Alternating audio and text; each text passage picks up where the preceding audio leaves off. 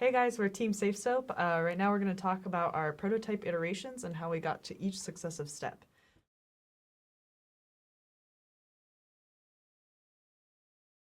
Another idea that we had was using a grater. And so even with this one idea of we're going to break up soap using a grater, there was a lot of different ways that we could do it. For example, there's a circular cheese grater like the ones that you see at Olive Garden. Or we had an idea where either the soap could be moving or the grater could be moving. Both of those were possible. And then another idea was having a circular grater, which would pre-grate a lot of flakes of soap and then just have it in a reservoir which the user could push their hand and receive from that.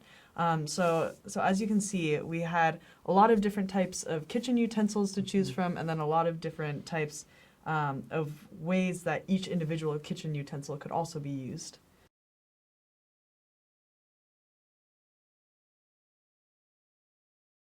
Ultimately, what we came down to was we used a screening matrix and a Pew scoring matrix, and we came down to this idea, which was the soap with the grater moving underneath it to dispense flakes of soap.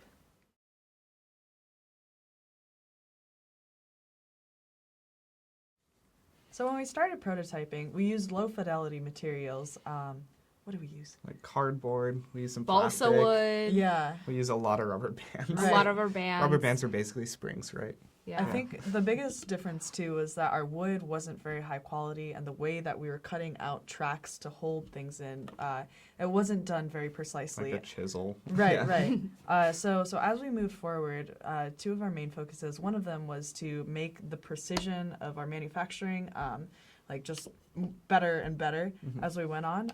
But at the same time, we also wanted to test out different ideas. So one of the first ideas we wanted to test out is if we wanted to have a housing in which the soap moved, or a housing in which the grater itself moved and the soap stayed stationary. From our testing, it seemed like moving the grater worked well, except for the fact that the grater would move around within the housing, and that would create inconsistencies, and we would get weird shaped soap like this. It would also move up and down, right? Right. Like a little bit, like kind of up and down, and that ended up not letting us get to the bottom either. Yeah. So of these two designs, we decided to go forward with this design, primarily despite the fact that it had the up-down motion problem. One of the really important things about our project was durability, and we wanted the grater to be able to change out as soon as it got dull. And in this design, you basically just had to get an entirely new housing. Yeah. After we finished these prototypes, basically the technology that we used to actually keep the grater in place in these two prototypes was CNC'd. So the tracks out of the grater were cut using like an automatic numeric controller. And what we realized once we got to the end of this is that once your grater is in here, even if we match it really well with the CNC, the grater is still curved and the tracks are still square. So we're going to have some movement up and down. And when you have movement up and down, it actually prevents you from getting to the bottom of a bar of soap, which is one of the biggest challenges of our project. So we kind of made a big step here after the CNC and moved to a whole different system. So in this system, you actually have a system where you have bearings that are mounted on a track, and you have springs, like compression springs that are in the back of the prototype itself. So this works to constrain the movement, because there's only one possible way that the grater can move, which is back and forward. Unfortunately, the big challenge with this system is that it's hard to replicate. The manufacturing processes for each of these different parts, so making the bearings, putting them in a custom container, and then putting them on top of the tracks, are challenging to get right, and you actually have to get them right for all 4 of the different points where our case is mounted. And so in the end, it was just a little bit too challenging to actually manufacture these in a repeatable enough way that it would be able to be used on large scale.